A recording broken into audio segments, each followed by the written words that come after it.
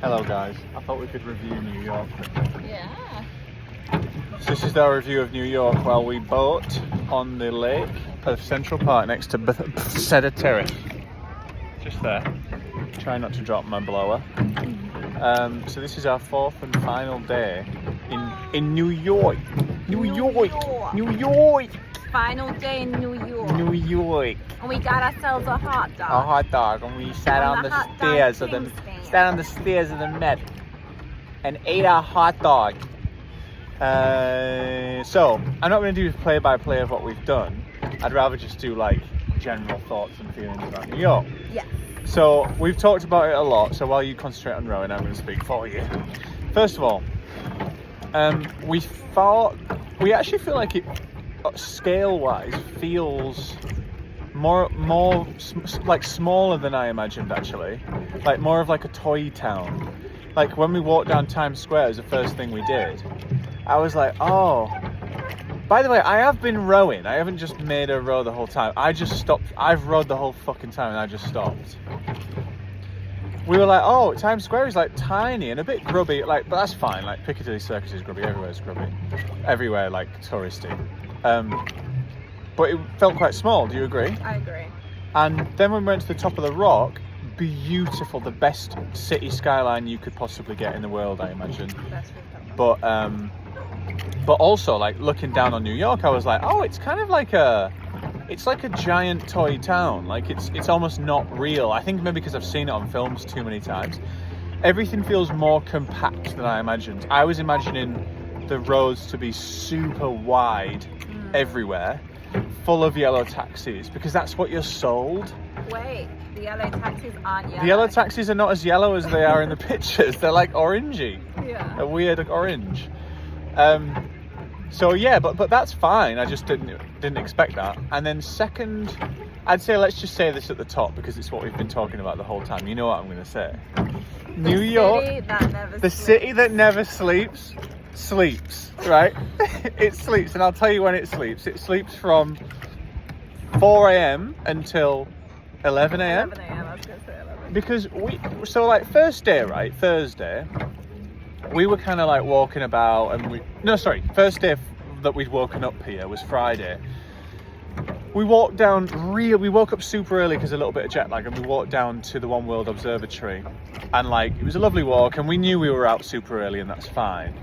Anyway, as time went on, we kind of walked round the Wall Street area, down to Staten Island Ferry, over to Staten Island and back, and then we walked over Brooklyn Bridge, and we got to Time Out Market. We ate there. And then we walked into Brooklyn Williamsburg. Throughout that entire time, there really hadn't been anything open other than the Time Out Market. Planned a food trip. Yeah. Food. We have to be careful about this because I know people will be watching this and they'll be like, oh, I know this area, I know this place, or you caught the wrong, I don't know, day or something. Anyway, our point is that we walked into Brooklyn Williamsburg for like a food and drink walk around on a Friday, and honestly nothing was open until at least 3 p.m, which doesn't sound that bad, but think about London, any area of London, not even 3 p.m on a Friday, but 11 a.m on a Friday.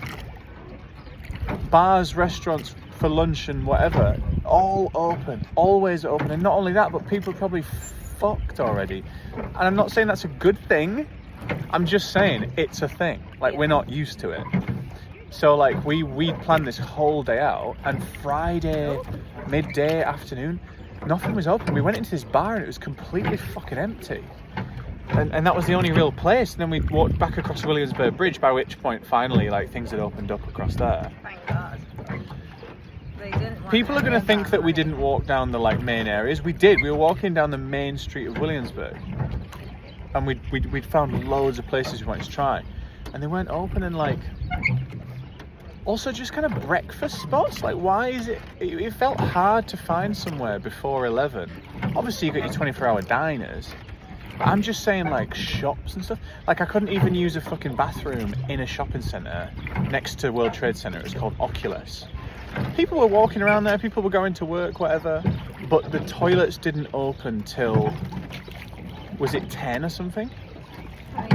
And I'm not saying I come to New York to spend time in the fucking toilet, but what I will say is that it's just, and it's like indicative of a wider issue, which is that nothing really up on a Friday. On a Friday, you're not opening bars and restaurants before like 3. That was like a regular thing that we were finding, and we found that ever since, basically everywhere. Like now, we're on this rowboat because the rowboats are open. It's a Sunday, right? Normal touristy day out. The rowboats are open. I've forgotten how to row. Yeah, I can tell. I'll sort it out. Hold on, let me just finish this shitty video. The rowboats are open. Just wait here, it's fine. Just stop moving, it's okay. I'll do it. The rowboats are open, but the boathouse where you have breakfast and lunch apparently is not open, and it's going to open at 11 a.m. on a Sunday. Now, I just don't think that that is something you would find in Britain. Now, prettiness is another thing. New York has so many pretty areas. Like, we've definitely looked upon the Upper West Side and Upper East Side today, and it was beautiful. Greenwich was beautiful yesterday. I'm not saying I know New York in its entirety, but I'm just going to say, from what I've seen, London feels prettier in the main touristy areas. So like kind of the Regent Street, Embankment, Bond Street going into Mayfair, Hyde Park, Buckingham Palace. That area for me is prettier. And what I mean by that is feels, I guess, cleaner, more quaint, also more varied. I feel like you can get the skyscraper life if you go to the city, but you can also get like the history if you go to like those areas that I just mentioned. So yeah, I would say that, but I'm not saying New York's not pretty. Oh my god. Oh darling, this is a problem. Okay. I'm not going to say New York's not pretty, are we? We're just saying that was my opinion. I mean, the Rockefeller skyline was the prettiest thing I've ever seen. And when we walked over Williamsburg Bridge, looking at the oh yeah, skyline, Williamsburg that Bridge was literally gorgeous. like a Staten Island postcard. Ferry going to Statue of Liberty. One thing I would say out of all the activities we did, Staten Island Ferry was brilliant, but not because you could see the Statue of Liberty, which is why we did it. Statue of Liberty, I kind of just don't think you need to go near it, but the ferry was good. Our highlight was Top of the Rock. Yeah. Staten Island Ferry was our highlight. Our highlight was a view we got across Little Island yesterday. Yeah, we went to Pier 57 rooftop. It was a rooftop and that view was brilliant. Oh, Greenwich was our absolute highlight. We really like the Greenwich area. West Village. Sorry, West Village area. We loved that. That was beautiful, and like seeing Carrie's apartment, the friend's apartment. Central Park is lovely. I feel like we're having a good day. Our last day in Central Park is lovely. We've got drunk all 3 days. Last night we got our drunkest at Marie's Crisis Cafe, which was also really fun, where they sing Broadway shows. Any other pointers that we haven't mentioned? Tubes are a bit dank, but so is the tube in London. Biking around the city is good. The city bike docking is really good. It's really easy to do that. It just doesn't feel real, and it feels like I've seen it in so many films that it could never live up to that, but at the same time it's cuter than I imagined. Like I just thought it was going to be like this big fucking honk honk honk, like this big like city that like never sleeps, and it's like, oh, that's where that was filmed, that's where that was filmed. It's actually super cute. It's like, it's I don't know. Yeah, it's just smaller than I imagined, I think. Do you agree? Yeah, I think you've covered it all. Fucking hell. Can we go back? Yeah. I'll do it. I'll do it, darling.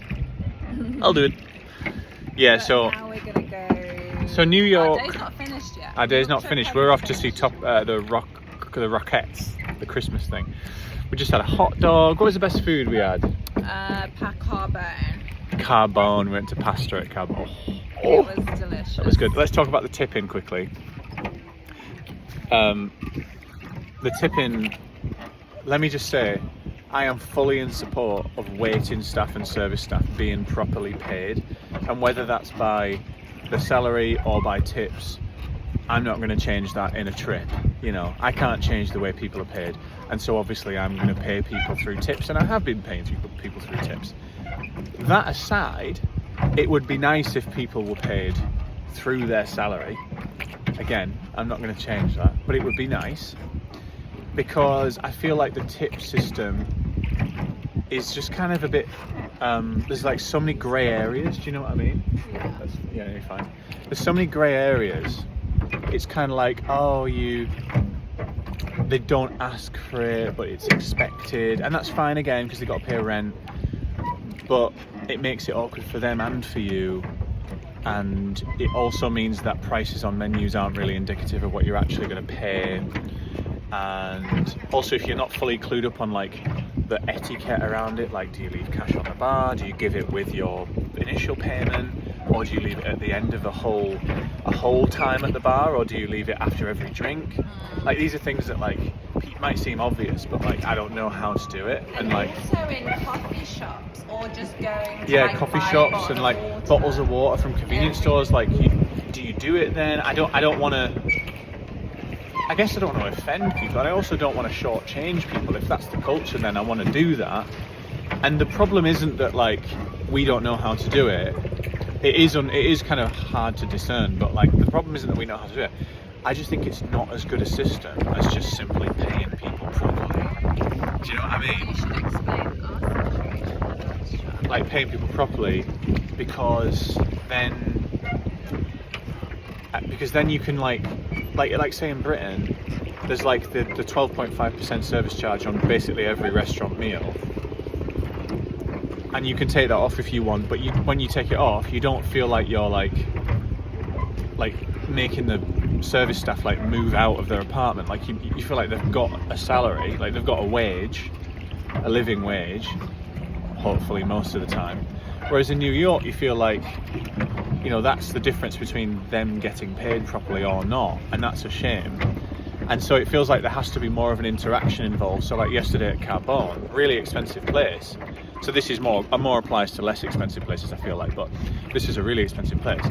And the guy came over and said, so you've made a deposit which takes so-and-so amount off your bill, and so now what's on the card reader isn't your total bill, but it's the total bill minus the deposit, which means that the tip that's going to come up as a percentage on this card reader isn't the total standard tip that you should give, so you might have to do some maths, he said. And then he tipped on the custom, he tapped on the custom tip screen, which is fine, he wants to be tipped. But the point is that then means that I'm like panicking, because I'm like, oh God, how much should I tip? And I'm getting my calculator out and stuff. And like, ideally he would have come over and said, standard tip is 20%, that's this much. But just because of the etiquette of it, they don't ask for it, but it's expected.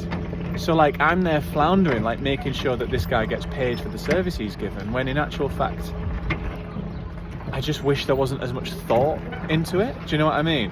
I wish it was more just like, if people need to be tipped, just stick it on the bill, I'll pay it, kind of thing. Like just put it on there. So then we talked to the barman at Marie's Crisis Cafe yesterday. Ollie, you almost fell in there. Fuck. And he was like, yeah, well, it's discretionary, you know, you can decide if you want to do it or not. I think it's the opposite. I think it's like, you should do it because that's how people get paid, and if you don't do it, you're a twat, and they're going to think you're a twat. Whereas in Britain, you do genuinely have a choice. Have I explained myself properly there? What do you? It's just a bit confusing, and I would like it to be less confusing. And it's not confusing in the sense of should I tip or not. It's I want to tip, so yes. Make it easier for me. Yeah. I want to tip because that's how you make your living. So I'd rather it be an unconscious thing. Yeah. I'd rather it be like, it's just there. I don't want to have to do maths or get my calculator. Yeah, because a place that is so dependent on tipping as New York, I've never had more conversations or thoughts about tips. Like, it should be easier. It should be like, the tips, this is the amount that you should tip, or it's on the bill, or I don't know, but there's like this etiquette around it that's a bit like, makes it more of a social anxiety, I think. So yeah, I've just struggled with that. Anyway, that makes it sound like we've had a terrible time. We haven't. We've had the best. We've had the best time, and New York, you can't give it any less than 10 out of 10. New York is New York. We've had moments where They've blown me away. Tears. Yeah, I honestly cried a few times on this trip. At Top of the Rock, cried at the Marie's Crisis Cafe. Well, you said we went up the top of the rock, but we also went up the little spiral. Went up the spire thing. That was brilliant. Yeah, so we've loved it here. It's not what I expected in those ways discussed, but what it actually is brilliant. So yeah, imagine if we were like New York 4 out of 10. No, I love My arm's killing. I'm gonna have to stop. See you next time. Follow me on Letterboxd and subscribe. Oh, the tallest residential tower in the world there. $115 million it cost for the penthouse at the top there. An anonymous Anonymous buyer. person. See ya.